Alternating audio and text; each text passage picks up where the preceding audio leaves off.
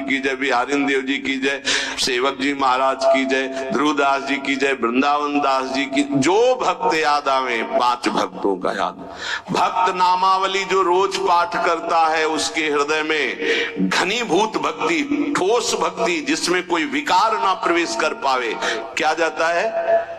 हमें लगता है अगर ध्रुवदास जी कृत 42 लीला में जो भक्त नामावली सब महान भक्तों के नाम है 30 मिनट में हो जाएगी, जल्दी से करोगे तो 7-8 मिनट में श्री भगवत रसिक जी द्वारा की हुई भक्त नामावली हो जाती है अगर रफ्तार से करो। हम सो इन साधुन सो। तो हमें जीवन जब भक्ति में बनाना है तो पहला नाम जब प्रभु का, दूसरा भक्तों के चरित्र, भक्तों के नाम। हरि को निज यस्ते अधिक भक्तन यस पर प्यार, ये बात समझ लीजिए। कुछ भक्तों की नामावली सबको रोज करनी चाहिए। अपने यहाँ भगवत कृपा से श्रृंगार के बाद रोज होती भक्त नामावली, सबको करना चाहिए। अगर बड़ी नामावली करनी हो तो ध्रुवदास जी का, छोटी नामावली तो भगवत रसिक जी ने 7-8 मिनट में हो जाती है। तीसरा, अपने आराध्य देव को ध्यान में रखते हुए चलना फिरना, उठना बैठना। ये जो बिहारी जी का रूप है, जो राधा वल्लभ जी का रूप है, राधा रमन जी का रूप है, ये किसी मूर्तिकार ने नहीं बनाया, स्वयं प्रभु प्रकट हुए हैं प्रिया प्रीतम से।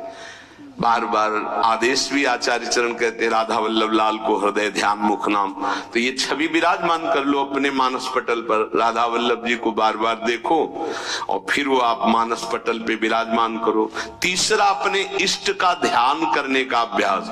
और चौथा, जो आपने उपदेश सुने हैं वैसे चलने के बाद, सच्ची मानिए थोड़ी देर आपको बुरा लगेगा, जो मन है वो आपका बुरा महसूस करेगा संतों की बात को, पर यदि आप मान जाओगे तो प्यारे निहाल हो जाओगे। बिल्कुल आपके ही लिए केवल बात होती है, केवल आपके लिए होती है। उस समय आपको जरूरी लगता है कि हमारे मनोवृत्ति में बाधा क्यों पहुंचा रहे हैं। हम जैसा चाहें वैसा कर सकते, नहीं कर सकते। तुम जैसा चाहो वैसा कोई नहीं कर सकता, क्योंकि सब स्वतंत्र नहीं है, ईश्वर है, सबके ऊपर ईश्वर है। फिर आप तो गुरु को बिके हुए हो। अगर आप भगवत चरणारविंद के शरणागत तो आप बिके हुए हो। आपका अधिकार का है, आपको कहा जाए खड़े रहो यही तो वही खड़े रहो, तब आपकी शोभा है। अरे क्यों खड़े रहे, अब चले गए, ये आपकी शोभा, ये समर्पण की शोभा नहीं। समर्पण की शोभा तो वही है कि जो आदेश किया जाए उससे। चौथी बात है, जो शास्त्र आज्ञा, गुरु आज्ञा, संत आज्ञा हुई उसके अनुसार जीवन चलावे। प्रभु से मन जोड़ना है और संसार शरीर से मन को हटाना है। वो बड़े भाग्यशाली जन हैं जो विषयों से मन को हटाकर प्रभु में जोड़ते हैं। बड़े कृपालु प्रभु हैं।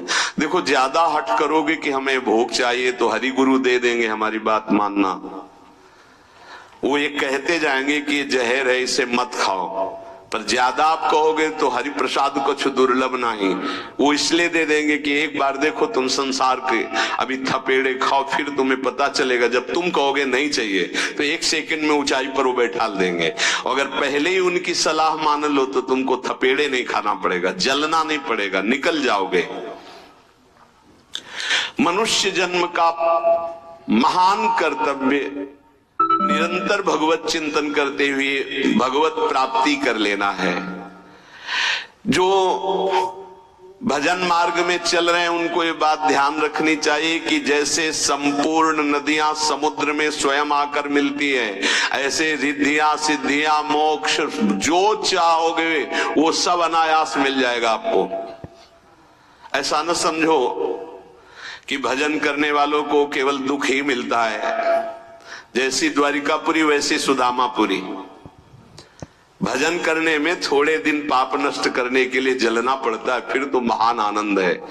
जैसे संपूर्ण नदियां बिना इच्छा के समुद्र के पास जा रहे हैं, ऐसे बिना इच्छा के संपूर्ण वैभव रिद्धियां सिद्धियां सब आ जाएंगी। आप भजन को न छोड़ें। जैसे गंगा जी में मिलकर के सब कुछ गंगा जल हो जाता है, ऐसे ही आपका सब कुछ मन बुद्धि देह चित्त सब भगवत स्वरूप हो जाएगा।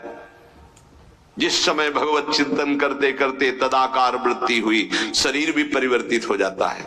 देखो, दूसरा शरीरधारी कीड़ा दूसरी जाति का दूसरे शरीर का लाके भृंगी अपने घरौंदे में पैक करता है और उसको ऐसे डंक मारता है और वो उसका भयवश चिंतन करते करते उसी शरीर से भृंगी कीड़ा बन जाता है। तो तुम प्रेम से चिंतन करते करते अगर भगवदाकार हो गए तो तुम्हारा देह भी ब्रह्म स्वरूप हो जाता है। जो भगवत प्रेमी महात्मा है उनका शरीर चिदानंद में होता है, पांच भौतिक भाव खत्म हो जाता है, उनका शरीर भी ब्रह्म स्वरूप हो जाता है।